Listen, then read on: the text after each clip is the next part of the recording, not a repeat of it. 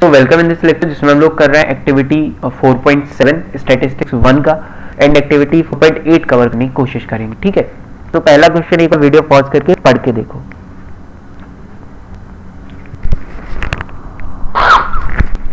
पहला जो आपका क्वेश्चन है वो आता है सीधा सीधा आपका जो आपका थ्योरी है उससे। ठीक है, तो correlation is a measure of quadratic association between two variables. तो ये थ्योरी में पढ़ाई है आपको चीजें। ठीक है, तो ये तो पूरा क्वेश्चन आपका थ्योरी से रिलेटेड है, तो ये थ्योरी से हो जाएगा। ठीक है, एक बार इसको पढ़ लो एंड थ्योरी एक बार देख लेना।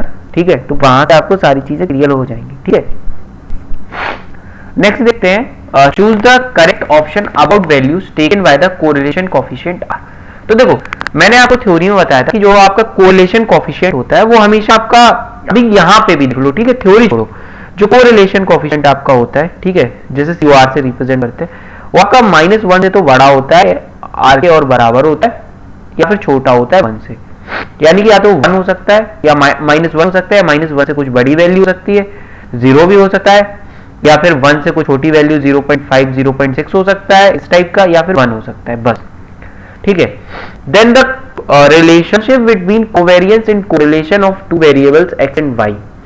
तो देखो relation between covariance and correlation, तो देखो जो आपका R होता है जिसे हम कोरिलेशन कहते हैं। ठीक है, कोरिलेशन जो आपका होता है वो कोवेरिएंस ऑफ x, y, ठीक है, अपॉन में s ऑफ x और s ऑफ y के इक्वल होता है। ठीक है, ये आपका होता है, तो ये रिलेशन हो जाएगा। ठीक है, और कोई फॉर्मूला होता है कोवेरिएंस इज इक्वल्स टू, इसको यहां ले आओ तो वही बात होगी, फॉर्मूला तो एक ही है, उसको कितने भी तरीके से लिख दो, जो ऑप्शन सही है उनको मार कर दो।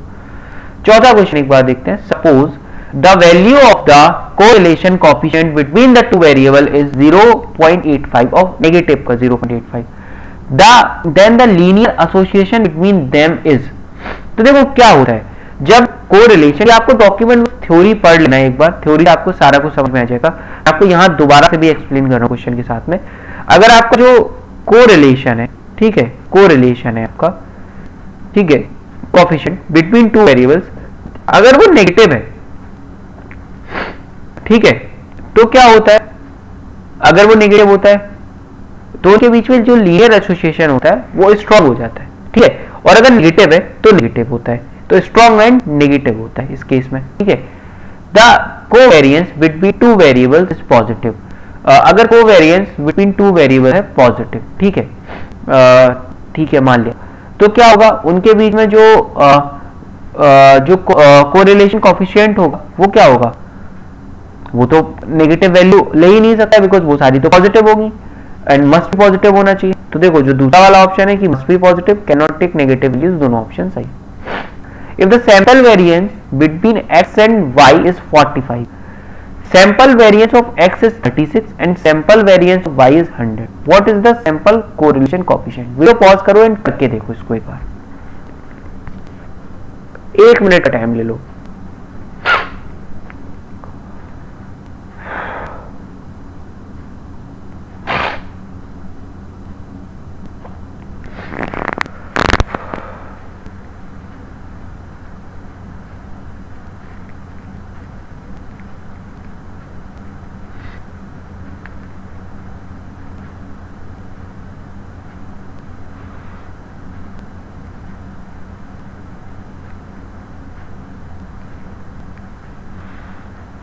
तो देखो लेट्स हैव अ सॉल्यूशन। हम क्या कोरिलेशन कोएफिशिएंट R को हम क्या बताते थे, कोवेरिएंस ऑफ x, y और डिवाइड बाय इंडिविजुअल कोवेरिएंस। ठीक है, जिसको हम किसके अंदर लिखते थे, √36 और √100। ठीक है, इतना करते तो क्या आएगा, कोवेरिएंस है हमारा 45, अंडर रूट के अंदर 36 रखेंगे, अंडर रूट के हम क्या करते थे, sample variance root under x, sample variance root under y। ठीक है, तो 36 से 6 आएगा और 100 से 10 निकल के आएगा, ये थ्योरी मैंने फॉर्मूला बताया। तो 45 डिवाइड बाय 60, ये तो होता ही आपका कितना है, ये तो होता है आपका 75, तो 0.75 यहां से आपका आंसर आ जाएगा। दैट्स इट, इजी है।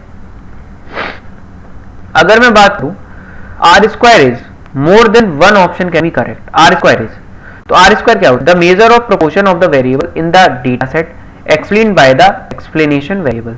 ठीक है, the measure of the goodness of fit the line to the data set. ठीक है, तो ये आपको थ्योरी का पार्ट पढ़ा है। ये क्या है, the choose the correct option about value taken by R square. तो आर स्क्वायर क्या, 0 से 1 तक की बीच की वैल्यू सारी लेता है, बस सिंपल।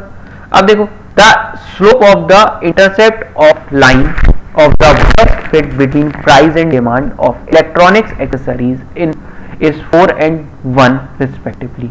ठीक है, तो देखो स्लोप एंड डिमांड, देखो the slope and intercept of the line of best fit between price and demand, price को मान लो दैट इज y, डिमांड को मान लो दैट इज प्राइस, डिमांड को मान लो x। ठीक है, स्लोप दिया गया है 4 एंड इंटरसेप्ट आपको दिया गया है, इंटरसेप्ट दैट इज 1।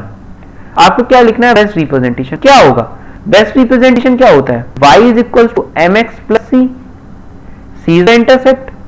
ठीक है, तो y की जगह क्या था आपका, प्राइस था जो कि मैंने आपको पहले लिखाया था, is equals to demand, x की जगह क्या था, डिमांड था, इनटू में क्या था 4 था जो स्लोप है, y is equals to M X plus 1 intercept हो गया। तो बस यही आपको करना था, तो price is equals to 4 into demand plus 1। if the slope of the line of the best fit is negative, ठीक है, if the slope of the line of best fit is negative, यानी कि लाइन कुछ ऐसी जा रही है, then the correlation between the variable is negative, easy, बस। then move to the 4.9 weekly activity, जिसमें देख लेते हैं दो ही क्वेश्चन है। पहला question, point y serial correlation coefficient, theory का पार्ट है the measure of association between numerical and categorical variable. Theory का मॉड्यूल पढ़ लेना एक बार, नोट्स आप लोग आईआईटी से डाउनलोड करके पढ़ लेना है, मैंने थ्योरी में पढ़ाया हो, बेसिकली मैंने नहीं भी पढ़ाया हो, तो आप लोग ये थ्योरी का पार्ट है, इसको आप इजीली पढ़ सकते हैं। ठीक है, compute the values of point by serial correlation coefficient from the given set of information. ठीक है, तो इस क्वेश्चन के लिए, इस क्वेश्चन को मैं आपको नेक्स्ट लेक्चर में कवर करा दूंगा। ठीक है, असाइनमेंट्स के टाइम पे, बिकॉज ये शायद मैंने आपको अभी तक नहीं कवर कराया है, तो इसकी थ्योरी में पढ़ा दूंगा, देन आपको बता दूंगा इसको। ठीक है, ओके।